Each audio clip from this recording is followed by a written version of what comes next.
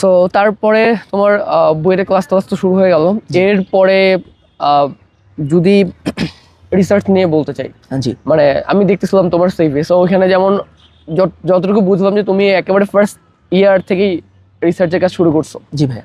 So এটা মানে আবার যদি বলবো যে এটা কাইন্ড অফ ক্রেজি আর কি, ঠিক আছে? কারণ হচ্ছে ফার্স্ট ইয়ারে এসে আমি তো আগে আমার তো সিএসসি বেসিক্স জানতে হবে, জি অ্যান্ড কি আছে ডোমেইনে, কি আছে না আছে, এটা নিয়ে তো কেউ আগে কলেজ থেকে আর পড়ে আসে না। হ্যাঁ। সো তাহলে তুমি কিভাবে, মানে এটা কেমনে সম্ভব ছিল যে তুমি ফার্স্ট সেমিস্টার সেকেন্ড সেমিস্টার থেকে রিসার্চটা শুরু করছো? আচ্ছা হ্যাঁ, এটার উত্তরটা একটু বড় হবে। আমি যে প্রথম থেকে যদি বলি, যখন হচ্ছে আমি রেজাল্ট দিল, বইটা চান্স পাইলাম, তখন হচ্ছে মানে আমি তো আগে থেকে জানতাম, মানে আমার পরিচিত থেকে, যে কম্পিউটার সায়েন্স হচ্ছে কি ধরনের ডোমেইন নিয়ে কাজ হয়। ফর এক্সাম্পল, কমন একটা ডোমেইন হচ্ছে কম্পিটিটিভ প্রোগ্রামিং করা বা এটা, বাট আমি হচ্ছে কখনোই আসলে মানে কম্পিটিশনে ইন্টারেস্টেড ছিলাম না। সো স্কুল কলেজে মানে কখনো কম্পিটিটিভ প্রোগ্রাম করোই নাই? কখনোই আমি করি নাই, মানে আমার কম্পিটিটিভ মানে অ্যাকাউন্টই নাই, মানে সিএফ হ্যান্ডেল নাই, আমার অ্যাকাউন্টই নাই, ঠিক আছে? সো আর মানে আমার মানে এটা ছিল আমার একটা ওয়ে অফ থিঙ্কিং আর কি, যে স্কুল কলেজে আমি কখনো মানে অলিম্পিয়াড করতাম না, মানে হয়তো করা উচিত, বাট আমি কম্পিটিশন আমি পছন্দ করি না, মানে এই পার্সপেক্টিভে। সো তখন যেটা ইন্টারেস্টিং পার্সপেক্টিভ, হ্যাঁ, মানে বাট আমার কাছে মনে হয় কি, মানে নলেজ বা সায়েন্স এটা হচ্ছে মানে নিজের কাছে, মানে নিজে যতটা মানে লার্ন করা যায়, কতটা কন্ট্রিবিউট করা যায়, রাদার, কারণ কম্পিটিশনে কি হয় যে একটা প্রবলেম যার অ্যান্সার অলরেডি আছে, কে আগে করতে পারলো এটা দিয়ে ডিফাইন হয়। হ্যাঁ, কিন্তু আমরা যখন রিসার্চে কাজ করি, নভেল প্রবলেম, নভেল সলিউশন, এখানে কোনো কম্পিটিশন নাই, মানে এটা হচ্ছে মানে সায়েন্সের ডোমেইন, এটা কন্ট্রিবিউশন, এন্ড সলিউশন নাই, মানে সলিউশন নাই, আমরা কারো কাছে কোনো সলিউশন। হ্যাঁ, এটা গেল একটা থিং, যে কম্পিটিশনের দিকে আমি ইন্টারেস্টেড ছিলাম না। সো আমি তখন ঘাটাঘাটি করে আমি হচ্ছে ওই যে এআই মেশিন লার্নিং, মানে আমার কারেন্ট রিসার্চ ডোমেইন যেটা, সো ওইটা আমি ফিগার আউট করি যে এরকম কিছু একটা আছে।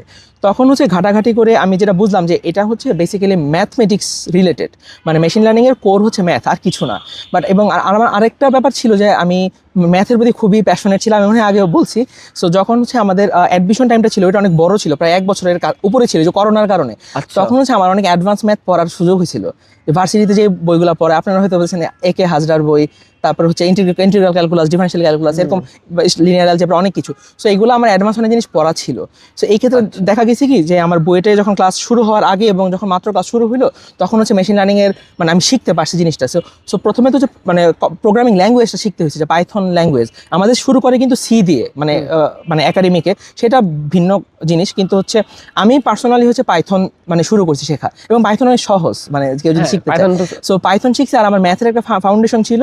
সো হচ্ছে আমি মেশিন লার্নিং শেখা শুরু করছি, আমি ইন্টারেস্টেড ছিলাম এটা নিয়ে। সো এইভাবে হচ্ছে ক্রমাগত শিখছি, এবং এখনও শিখতেছি, মেশিন লার্নিং কোনো শেষ নাই। সো এটা গেল।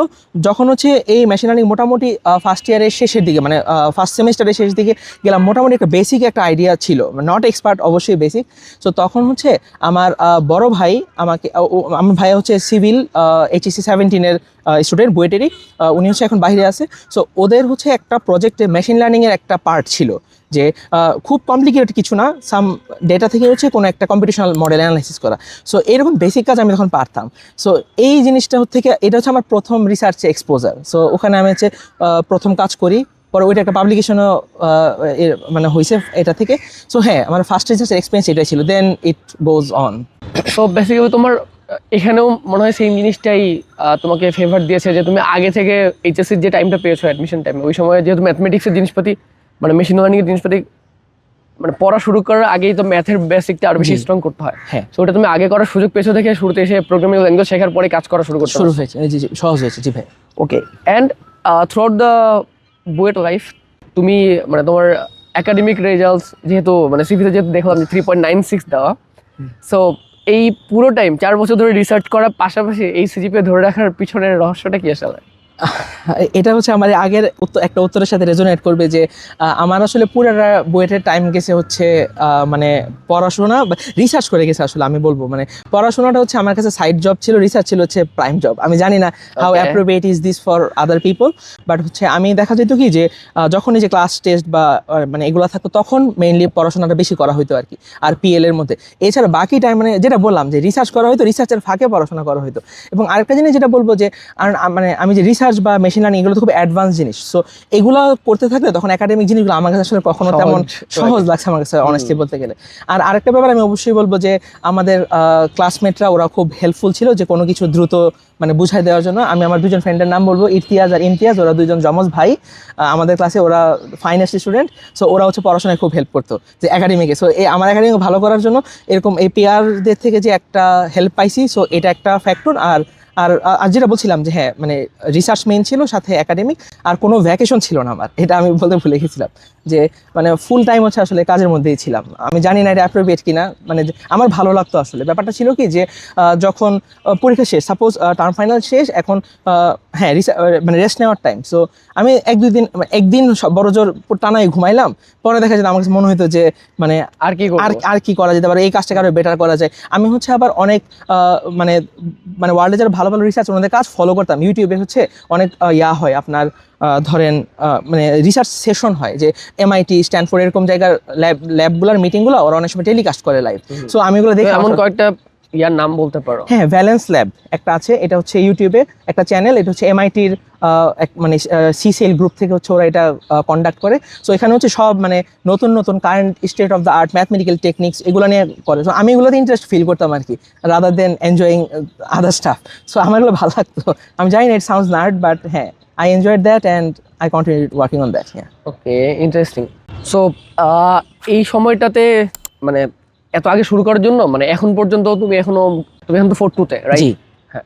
সো 4-2-তে থাকার আগে মানে সাধারণত আমরা যেটা ভাবি বা আমি ইঞ্জিনিয়ারিং সেক্টরে যারা আছে সবাই যেটা মানে জাস্ট ভাবে অথবা শুরু করে যে 4th ইয়ারে ওঠার পরে বা 4-1 বা 4-2-তে যে থিসিস প্রজেক্ট থাকে, জি বেসিক্যালি সবার মানে 97 বা 98% মানুষের রিসার্চের হাতে খড়ি হচ্ছে থিসিসের কাজ, ঠিক আছে? তো তোমার যেহেতু আগে কাজ শুরু হয়েছে, এন্ড এই জন্যই মনে হয় যে আমার তোমার রিসার্চের এতগুলো পেপারস মানে এখন পর্যন্ত, ঠিক আছে? এই নাম্বার, আমি যদি নাম্বারটা একটু মেনশন করতে চাই যে আমি মানে তোমার রিজিউমে থেকে যেটা দেখেছি যে 16টা অ্যাকসেপ্টেড পেপার, 7টা কিওয়ার্ড জার্নাল, আর এর মধ্যে ফার্স্ট অথর কতটা? 13টা ফার্স্ট অথর।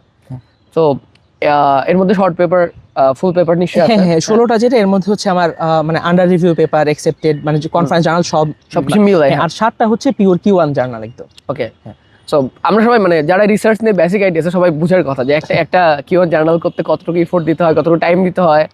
তারপরে সেম থিং যে অন্য বড় বড় কনফারেন্সগুলোতে ওরা যেসব কনফারেন্স করেছে, ঠিক আছে, অ্যান্ড বিভিন্ন বড় বড় কনফারেন্সের ওয়ার্কশপে আমি দেখলাম তুমি হচ্ছে রিভিউয়ার ছিল দুই একটাতে। হ্যাঁ, সো ওইটার জন্য কিন্তু মানে খুবই সাবস্টেন্সিয়াল অ্যামাউন্ট অফ ওয়ার্ক দরকার অ্যান্ড অ্যামাউন্ট অফ রিসার্চ দরকার, ঠিক আছে? সো এই টাইমটা মানে তোমার ফার্স্ট অ্যাকসেপ্টেড পেপার কবে ছিল আসলে? আমার ফার্স্ট অ্যাকসেপ্টেন্স আসছে কবে? এটা আসছে হচ্ছে আমি যখন আমার যতটুকু মনে পড়ে সেকেন্ড ইয়ারের লাস্টের দিকে, সেকেন্ড ইয়ার অথবা থার্ড ইয়ারের শুরুর দিকে। কি এটা কনফারেন্স পেপার ছিল নাকি? কনফারেন্স পেপার ছিল, এবং ওই যে সিভিল ডোমেইনের পেপারটা ছিল, ওই যে ওইটা, হ্যাঁ মেশিন লার্নিং এর পেপারটা, বাট হচ্ছে সিভিল ডোমেইন। বাট এরপরে হচ্ছে যখন থার্ড ইয়ারের লাস্টের দিক থেকে হচ্ছে আমার current research domain machine learning plus computational বায়োলজির পেপারগুলো আস্তে আস্তে অ্যাকসেপ্টেন্স আসা শুরু হলো। সো মোস্টলি বেশিরভাগ অ্যাকসেপ্টেন্স এই ফাইনাল ইয়ারে আসছে, কারণ একটা পেপার হচ্ছে রিভিউ পাস মানে পার হতে 5 মাস 6 মাস 7 মাস 1 বছরও লাগে। আমার একটা পেপার হচ্ছে প্রায় মনে হয় 2 বছরের উপরে লাগছে অ্যাকসেপ্ট হতে। জার্নাল, হ্যাঁ কিওয়ান জার্নাল, ওইটাই হচ্ছে আমার সবচেয়ে হাইয়েস্ট ইম্প্যাক্ট জার্নাল, মানে ইম্প্যাক্ট হলো 8.5 ওইটার 8.5। হ্যাঁ, ওই কাজটা আমি শুরু করছিলাম হচ্ছে সেকেন্ড ইয়ারে, মানে ওইটা সিভিলের কাজ না। মানে সাধারণত যেটা হয় যে মানে আমরা যারা থিসিসে কাজ মানে একদম 4th ইয়ারে এসে থিসিসে কাজ শুরু করি, ওরা কিন্তু আন্ডারগ্রেড শেষ করার কোনো অ্যাকসেপ্টেন্স পায় না। মানে লাইক কনফারেন্সে যদি দেয় সেক্ষেত্রে হয়তো 2 বা 3 মাসের মধ্যে অ্যাকসেপ্টেন্স আসে। জি ভাই। বাট কেউ যদি জার্নালে কোনো কিছু অ্যাকসেপ্ট করাতে চায় সেক্ষেত্রে কিন্তু তার থিসিসে কাজ করতে হবে 6 মাস, অন্তত 6-7 মাস 8 মাস পরে একটা কিছু সাবমিট করতে হবে, রিভিউ আসবে, চেঞ্জ হবে। সো তার কিন্তু আন্ডারগ্রেডে কোনো মানে ওইভাবে মানে জার্নাল করা খুবই টাফ। সেই ক্ষেত্রে আমরা আবিরের ক্ষেত্রে দেখতেছি যে আবির আন্ডারগ্রেড শেষ করার আগে 7টা কিওয়ান জার্নাল করেছে। সো যেটা আমি জানি না, আপনারা একটু ঘেটে দেখেন যে কতটা ক্রেজি, ঠিক আছে? বাট জিনিসটা কিন্তু খুবই ইন্সপায়ারিং, ঠিক আছে? অ্যান্ড আমরা অনেকেই হচ্ছে গাইডেন্স খুঁজে পাই না, কারণ ও যেটা করেছে যে নিজে নিজে অনেকগুলো ওয়ে খুঁজে বের করেছে। অ্যান্ড আমরা আরেকটা জিনিস ভাবি যে আচ্ছা আমার ডিপার্টমেন্টের একটা কাজ পাচ্ছে, বা আমি তো আমার টিচারদেরকে অ্যাপ্রোচ করতে পারতেছি না, বা আমার আমি সিএসসির কাজ করতে হবে। বাট হাতে খড়ি করার জন্য মানে বিগিনিং কিন্তু যে কোনোখান থেকে শুরু হতে পারে। ওর ক্ষেত্রে যেটা হয়েছে যে অন্য একটা কাজ করেছে, বাট ওই নলেজটা বা একটা পেপার কেমনে দেখে, একটা আইডিয়া থেকে পুরো আইডিয়াটা কীভাবে সাজায়, পেপারের মেথোডোলজি কীভাবে দাঁড় করা, ইচ অ্যান্ড এভরিথিং কিন্তু ওর ওইখান থেকে মানে বেসিকটা চলে আসছে, ঠিক আছে? রিসার্চের থেকে একটু বের হয়ে যদি আমরা তোমার বাইরের রিসার্চের কথা মানে বাইরের যে প্রফেসরদের সাথে কাজ ওটার কথা বলি, তুমি কিভাবে ফার্স্ট অ্যাপ্রোচ করছো অ্যান্ড আরেকটা ব্যাপার যেটা আচ্ছা তুমি ফার্স্ট অ্যাপ্রোচ করছো কবে?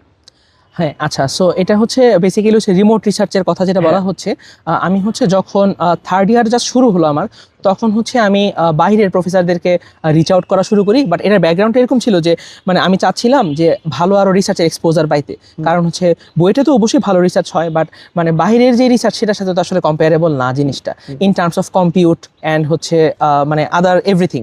সো আমি যেটা করেছিলাম যে আমার তখন থার্ড ইয়ার শুরু হওয়ার আগ পর্যন্তই আমি যেটা বললাম যে আমার তখন কারেন্ট অ্যাকসেপ্টেড পেপার ছিল। এবং আরেকটা ব্যাপার মেনশন করতে চাই যে আমার যে কারেন্ট ডোমেন কম্পিটিশনাল বায়োলজি, এটার হচ্ছে একটা মানে ফ্ল্যাগশিপ মানে সবচেয়ে রেপুটেড একটা কনফারেন্সের নাম হচ্ছে ISMB। সো ওখানে আমার হচ্ছে 2টা অ্যাকসেপ্টেড পোস্টার ছিল, অ্যাবস্ট্রাক্ট আর কি, ফুল পেপার না। সো ওখানে হচ্ছে আমাদের বইয়ের থেকে এটা প্রথম, মানে মানে ফুল পেপার তো এখনো কখনো হয়নি, বাট ওই অ্যাবস্ট্রাক্ট এটা ফার্স্ট ছিল। সো একসাথে 2টা। সো এইটা হওয়ার পরে হচ্ছে মেইনলি আমি এটা কি সেকেন্ড ইয়ারের কথা বলছো? এটা হচ্ছে থার্ড ইয়ারের শুরুর দিকে একদম, বাট এটা কাজ করছি আমি সেকেন্ড ইয়ারের থেকেই। হ্যাঁ বেসিক্যালি তুমি জানো যে তোমার হচ্ছে মানে তোমার প্রফেসরদের রিচার্জ করার আগে তোমার এইসব কাজ করা। হ্যাঁ এক্স্যাক্টলি, হ্যাঁ না হলে তো আসলে কেউ গুরুত্ব দিবে না। হ্যাঁ সো যখন হচ্ছে আমার ওই বড় একটা কনফারেন্স আমার মানে অ্যাবস্ট্রাক্ট ছিল এবং আমার অ্যাকসেপ্টেড পেপারও ছিল, মানে সিভিতে সাবস্টেন্সিয়াল অ্যামাউন্ট রিসার্চ ছিল। দেন হচ্ছে আমি 10-12 জন প্রফেসরকে হচ্ছে যারা আমার কাজের সাথে অ্যালাইন করে মানে একদম খুব ক্লোজলি, ওনাদেরকে হচ্ছে আমি মেইল করেছিলাম যে রিমোট রিসার্চ ইন্টার্ন পজিশনের জন্য ভলেন্টারিলি আমি জাস্ট ওনার সাথে কাজ করব। মানে মেইলের সাবজেক্টটা ছিল এটাই যে আমি আপনার সাথে কাজ করতে চাই, আমার এই কাজ আছে অ্যালাইন করে, সো অপরচুনিটির জন্য। তখন দেখা গেল যে প্রায় 10-12 জনের মধ্যে অ্যারাউন্ড হচ্ছে আমি 6-7টার মধ্যে রিপ্লাই পাইছি। সো এর মধ্যে হচ্ছে 4-5টা প্রফেসর ওনারা বললেন যে ওনাদের ল্যাবে এরকম মানে পজিশন অফার করে না, বাট 2 জন হচ্ছে ভার্জিনিয়া টেক আর হচ্ছে ইউনিভার্সিটি অফ সেন্ট্রাল ফ্লোরিডা, ওনারা হচ্ছে ইন্টারেস্টেড হইলো এবং হচ্ছে আমার পরে ইন্টারভিউ কন্ডাক্ট করলো। সো ইন্টারভিউ ছিল ফুলি টেকনিক্যাল ইন্টারভিউ, আমাকে হচ্ছে রিসার্চের টেকনিক্যাল কোশ্চেন জিজ্ঞেস করলো, তারপর হচ্ছে কিছু পেপার পড়তে দিয়েছিল। ওখান থেকে হচ্ছে এটা কি 3-1 কথা, এটা আমি জাস্ট মানে সদ্য 3-1 উঠছি তখন। সো এরকম যখন ইন্টারভিউ হইলো, দেন হচ্ছে I on boarded on their group. And ওখান থেকে হচ্ছে পরবর্তীতে আমার মানে একটা ভার্জিনিয়া টেক থেকে হচ্ছে 3টা ফার্স্ট অথর পাবলিকেশন ছিল সব জার্নালে, Q1 জার্নাল, আর হচ্ছে UCF থেকেও সেম 2টা Q1 জার্নাল, এবং একটা Q1 আর একটা হচ্ছে এখন আন্ডার রিভিউ আছে ISMB তে, মানে ফুল পেপার হিসাবে। আর এবং এই রিমোট রিসার্চের এক্সপিরিয়েন্সটা খুবই হেল্পফুল যে প্রথম কথা যে রিসার্চের কোয়ালিটি খুবই হাই হয় অফকোর্স। সেকেন্ড হচ্ছে যে রিকমেন্ডেশন লেটার আমি পেয়েছিলাম। আমার তো 3টা মানে অ্যাপ্লিকেশন তো 3টা রিকমেন্ডেশন লেটার লাগে।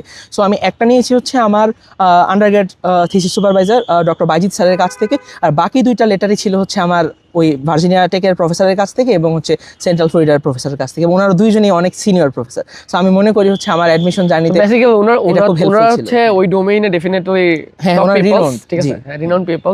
সো ওনাদের লেটার অফ রিকমেন্ডেশন দাম নিশ্চয়ই খুব বেশি হওয়ার কথা। হ্যাঁ যেমন হচ্ছে আমি যদি অ্যাড করি যে ভার্জিনিয়া টেকের যে প্রফেসরের সাথে আমি কাজ করেছি, ওনার স্টুডেন্ট হচ্ছে এক জায়গায় অ্যাসিস্ট্যান্ট প্রফেসর, ওনার PhD স্টুডেন্ট অ্যাসিস্ট্যান্ট প্রফেসর, তার মানে উনি কতটা সিনিয়র। ওকে সো আচ্ছা এখানে আমি যদি একটু জিজ্ঞেস করতে চাই যে ধরো যে মানে আমাদের মানে লেভেল অফ কনফিডেন্সের কথা যদি আমি একটু একটা এই পয়েন্টটা যদি নিয়ে আসি একটু, সেটা হচ্ছে যে আমরা সাধারণত ফার্স্ট ইয়ার মানে আমি পুরো দেশের কথা চিন্তা করতেছি, সেটা হচ্ছে যে সারা দেশে যারা হয় যে আমরা ফার্স্ট ইয়ারে উঠার পরে আচ্ছা ভার্সিটি শুরু হয়েছে, 4 বছর টাইম অনেকদিন আছে, আস্তে আস্তে শুরু করি। অ্যান্ড দেখতে দেখতে ফার্স্ট সেমিস্টার যায়, খারাপ করা হয়, খারাপ করার পরে বুঝি না যে কি হবে। অ্যান্ড আরেকটা আমাদের অ্যাডমিশন টাইমের একটা সমস্যা থাকে যে আমরা অনেকেই যেই জিনিস নিয়ে পড়তে চাই এটাতে চান্স পাই না, বা এটাতে এই সাবজেক্টে হয়তো ভার্সিটি ম্যাচ করে না, নয়তো সাবজেক্ট ম্যাচ করে না, নয়তো অন্য কিছু ম্যাচ করে না। এই জন্য ফার্স্টে সবাই একটু ডিমোটিভেটেড থাকি। তারপরে গিয়ে যখন ভার্সিটি শুরু করি, ফার্স্ট সেমিস্টার এভাবে যায়, পরে সেকেন্ড সেমিস্টার থার্ড সেমিস্টারে গিয়ে বা সেকেন্ড ইয়ারে গিয়ে বুঝি না কি করবো, কোন দিকে যাব। বাট তোমার ক্ষেত্রে যেটা হয়েছে যে তুমি আসলে ডিসিশনগুলো খুব আগে নিতে পারছো দেখে তোমার জন্য ওয়েটা কিন্তু অনেক ইজিয়ার হয়েছে। জি আলহামদুলিল্লাহ। জি সো এখন তোমার আরেকটা ব্যাপার আমি অ্যাপ্রিসিয়েট করতে যাচ্ছি, সেটা হচ্ছে যে থার্ড ইয়ারে উঠে একটা ছেলে মানে বাইরের টপ ইউনিভার্সিটির প্রফেসরদেরকে রিচ আউট করে যে সাহসটা, এই কারেজ কিন্তু আমাদের থাকে না। জি তোমার কি মনে হয় না যে বাংলাদেশে মানে অনেক ট্যালেন্টেড স্টুডেন্টস আছে যারা এইসব মানে অনেক প্রফেসরদের রিচ আউট করতে পারে, কাজ করতে পারে, কিন্তু তারা ওই কনফিডেন্সটা তাদের মধ্যে থাকে না, বা ওই যে একটু সাহস করে যে আমি ইমেল করে দেখবো, হতে পারে 100 জনকে ইমেল করছে সবাই রিজেক্ট করছে বা কেউ রেসপন্স করে না, হতেই পারে, একটা তো রিপ্লাই আসতে পারে, একটা তো আসতে পারে, যদি ওই একটা আসে তখন তো সেটা কাজের জিনিস, তার ক্যারিয়ার চেঞ্জ হয়ে যেতে পারে ডেফিনেটলি। এখন এই ক্ষেত্রে যেটা যে যখন মানে কেউ আরডি যদি রিমোট রিসার্চের জন্য রিচ আউট করে, তাহলে আসলে তার একটা মানে আগে থেকে একটা ব্যাকগ্রাউন্ড থাকতে হবে সাবস্টেন্সিয়াল রিসার্চে। সো এটা হচ্ছে সে দেশে তার নিজের ভার্সিটির প্রফেসরদের সাথে করে গেইন করতে পারে, দেন হচ্ছে রিচ আউট করলে I believe it will work. Definitely. And maybe আরেকটা ওয়ে যেটা একটু কমন আমার কাছে মনে হয় সেটা হচ্ছে যে ভার্সিটিতে যারা কাজ করে তাদের ডেফিনেটলি তাদের সিনিয়র স্টুডেন্টসরা ওয়ার্ল্ডের বিভিন্ন জায়গায় আছে, জি তো তাদের সাথে কোলাবোরেট করতে পারে, জি, এটা এটা helpful। মেবি আরেকটু ইজিয়ার ওয়ে। জি এটা ইজিয়ার ওয়ে। অ্যান্ড এটা মেবি আমাদের অডিয়েন্স যারা আছে তারা অনেকেই এই জিনিসটা ট্রাই করেই দেখতে পারে, ঠিক আছে? জি। এখন যদি আমি তোমার বুয়েটের লাইফ নিয়ে আরেকটু শুনতে চাই, সেটা হচ্ছে যে বুয়েটের 2-3টা অ্যাওয়ার্ড ছিল, জি। তো কি কি অ্যাওয়ার্ড পেয়েছো ওগুলো নিয়ে যদি একটু বলতা। হ্যাঁ And কি করলে অ্যাওয়ার্ড পাওয়া যায়? আচ্ছা বুয়েটে হচ্ছে অ্যাওয়ার্ড দুইটা মোস্টলি থাকে, যে ডিনস লিস্ট অ্যাওয়ার্ড আর হচ্ছে ইউনিভার্সিটি মেরিট স্কলারশিপ। ওকে, সো এখন এই দুটো হচ্ছে যে আগে এক সময় নিয়ম ছিল যে 3.75 এর উপরে থাকলে হচ্ছে এটা দেয়, বাট এখন আসলে এটা মনে হয় এভাবে দেয় না, আমার যতটুকু মনে হয়। এক্সাক্ট আমি ক্রাইটেরিয়াটা জানি না, কারণ হচ্ছে এখন জিপিএ সবারই অনেক বেশি থাকে, মানে অ্যাটলিস্ট আমাদের ডিপার্টমেন্টে। সো এটা খুব সম্ভবত ওরা কোনো একটা পার্সেন্টাইল করে যে এতর উপরে থাকলে দেয়, আমি ঠিক কনফার্ম না এই ব্যাপারটাতে। বাট হ্যাঁ, মেইন কথা যে যদি ডিপার্টমেন্টের টপ 10-15 এর মধ্যে থাকা যায়, এই 2 অ্যাওয়ার্ড অটোমেটিক আসবে আসলে। সো এটাই। বাট হ্যাঁ, একটা ব্যাপার, আমি এখন একটা টাকাও ব্যাংক থেকে তুলতে পারি নাই। সো সরকারি কাজ বোঝা যাচ্ছে। সোনালী ব্যাংকে যে টাকাটা দেয়, সোনালী ব্যাংকের ওই টাকা এখন আমার হাতে আসে নাই। হ্যাঁ ইনশাল্লাহ চলে আসবে। বিদেশ যাওয়ার আগে আচ্ছা, আমাদের ট্রিট তাহলে ওই টাকা দিয়ে হয়ে যাবে মনে হচ্ছে। ইনশাল্লাহ। ওকে, আচ্ছা এখন আমরা তোমার পিএইচডি অ্যাডমিশনে আসি, ঠিক আছে? পিএইচডি অ্যাডমিশনের কাজ তো বেসিক্যালি খুবই মানে অনেক কাজ, অনেক পেপার ওয়ার্কস, অনেক গুছানো, অনেক কিছু। জি। সো এই তোমার রিসার্চ কন্ডাক্ট করা, রিসার্চে কাজ করা, তোমার আন্ডারগ্রাডের সব কাজ করা, থিসিসের কাজ করা, তোমার সব কিছু পার্সোনাল লাইফ আছে, সব কিছু মিলিয়ে তুমি এই ফোর্থ ইয়ারে থাকতেই এই এত কিছু ম্যানেজ করছো কিভাবে? অ্যাডমিশনের ওই কাজ শুরু করছো কি কবে থেকে? আচ্ছা হ্যাঁ, এটা একটা ইন্টারেস্টিং কোশ্চেন যে আমি তো হচ্ছে ফল 26 অ্যাপ্লাই করছি। সো হচ্ছে আমার ডেডলাইন ছিল হচ্ছে মোস্টলি মানে আর্লিয়েস্ট ডেডলাইন December 1, 2025। সো আমি হচ্ছে এটার জন্য মানে প্ল্যান শুরু করছি হচ্ছে জানুয়ারি থেকে, অ্যাকচুয়ালি মানে ওই 25 জানুয়ারি থেকে। সো তখন হচ্ছে আমি নিয়ত করছিলাম যে টোফেলটা আগে দিয়ে দিব, বাট হচ্ছে তখন হচ্ছে আমি টোফেলের জিনিসপত্র নিয়ে ঘাটাঘাটি শুরু করেছি, এবং আমার কয়েকজন ফ্রেন্ডকে জিজ্ঞেস করছিলাম ওরা কেউ দিবে কিনা, বাট কেউই দেয় নাই, মানে কারোর কোনো এটা নিয়ে মাথা ব্যথা নাই। সো পরে আমার আর দেওয়া হয় নাই টোফেল শুরুতে। টোফেলটা হচ্ছে আমি পরবর্তীতে প্রিপারেশন নিয়েছি হচ্ছে আপনার